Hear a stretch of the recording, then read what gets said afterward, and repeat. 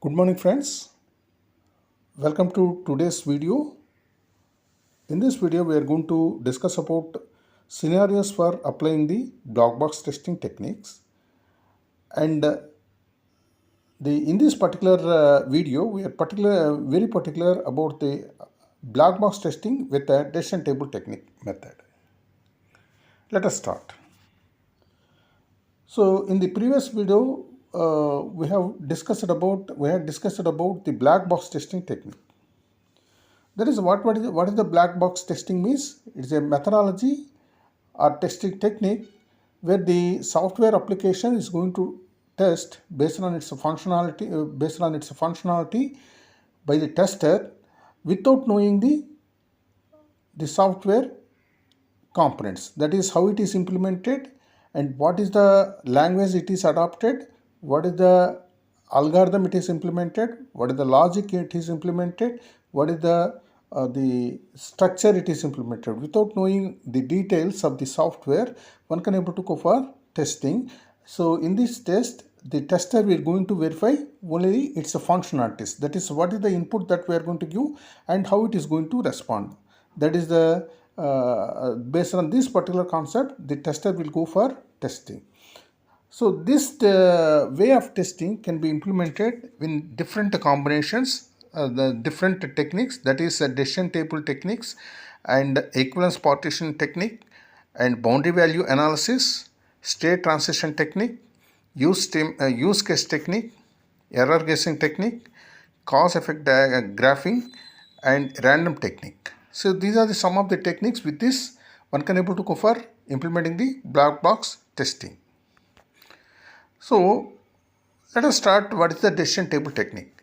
The decision table technique is one of the black box testing technique used to test different combinations of inputs and their associated output. For the applications, software applications, we have n number of input data will be there. Based on the combinations of n number of input data, it going to provide some output, that is a decision. So these decisions, what is the combinations that we have to give and what is the decision it going to display, that is based on the internal structure, how it is implemented. That we are going to verify with the input and output conditions. So what is the input that we are going to give and how it should respond. So that is expected, and the same thing should be happen in the actual test case execution conditions. So these based on the expected results and expected output and actual output, one can able to go for deciding the whether the software is passed or fail. That is a status of the software condition. That is a pass or fail will be decided. So in this particular technique, there is a possibility for testing all the combinations of inputs. That is all possible decision rules and outcomes are covered, and it is a particularly suitable where the complex business logic, that is if you want to make any decision with a lot of inputs, so many number of input conditions, then this particular method may be best suitable. So what are the components of decision table? So generally there are three types of components will be there. One is inputs. So what is the input means? That is the conditions. What is the condition? These are the different inputs or conditions that can influence the output. So how the output of the software is depends on inputs. So what are the different inputs? So each input have different the combinations we can do. So the condition one may be expressed in the yes or no, true or false, or good or bad, or some other manner. So that is the for the condition. What is the input means? The condition one may be expressed in the true or false form, or good or bad form, or yes or no forms. So that is the input for the conditions. That is input conditions. And based on the input combinations of condition 1, condition 2, condition 3 and n number of conditions, one can go for generating the output. That system going for generating the output based on the logic implemented. That is called action. The output is called actions. These represents the expected system responses or actions based on the conditions. Then for given inputs, and if you want to generate the outputs there should be some rules. So each rule combinations of the each rule is a combination of condition that leads to the specific action. So rules represents the different possible scenarios are passed through the decision table. So these are the three inputs, that is a conditions, actions and rules will be there. Let us formulate this one in the table form. So the conditions, condition 1, condition 2, condition 3, that may be expressed in the true or false form, or yes or no form, or high or low form, good or poor form.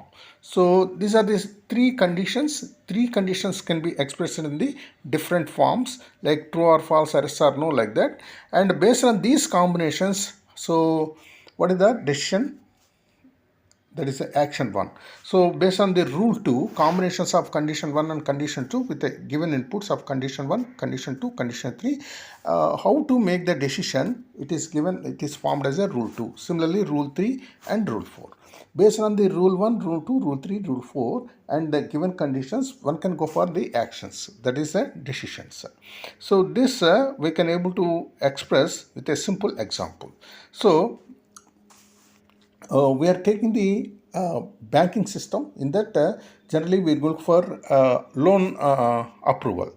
So for the loan approval, there will be different conditions. For example, in this particular bank, so there are three input conditions are there. One is applicant's income, and applicant's credit score and employment status. That is the three conditions are there for input conditions. That is applicant's income may be high or low. We can express high or low.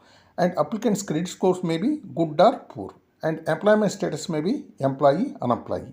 These are the three conditions. The combination of three input conditions, and one can go for whether to, by forming the rules, one can go for approval or reject. Let us tabulate this one for this particular simple example.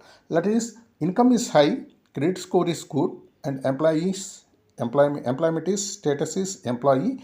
Then rule, based on the rule 1, high, good, employee, the action is the loan will be approved, right?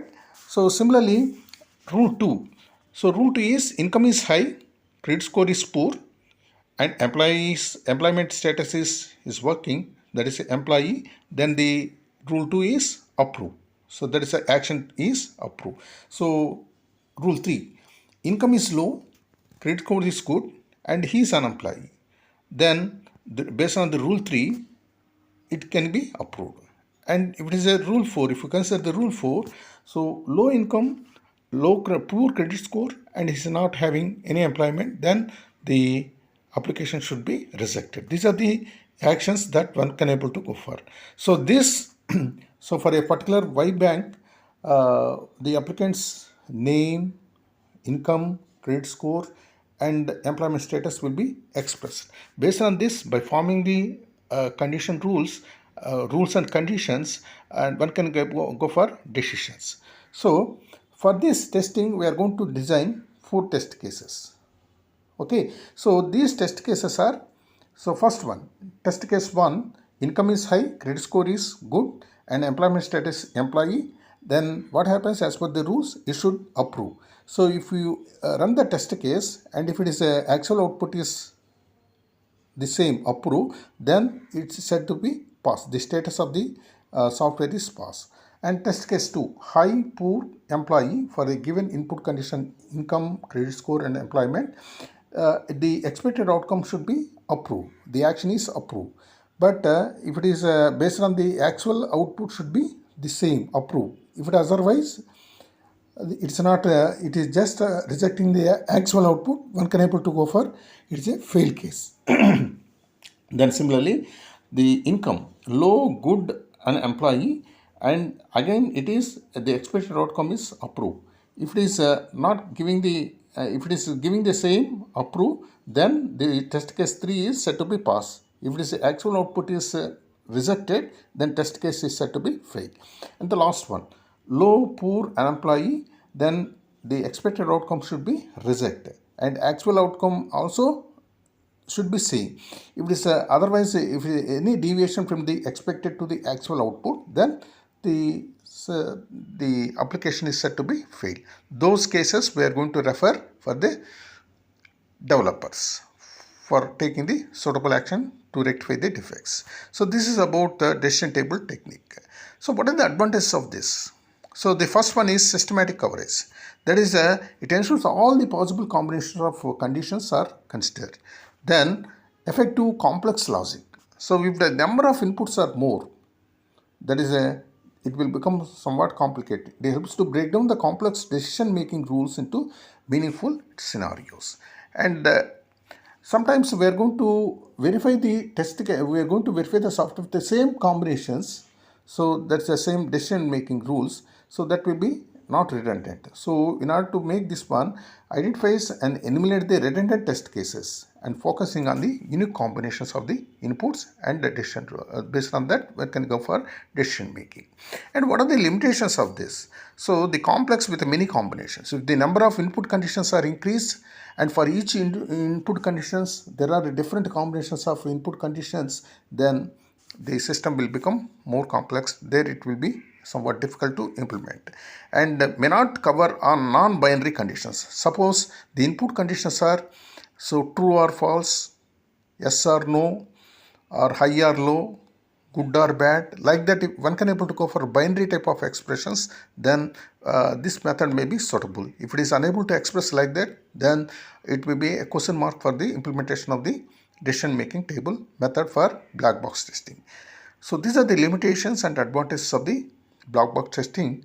So that's all today's video. So if you like this video, please share this video,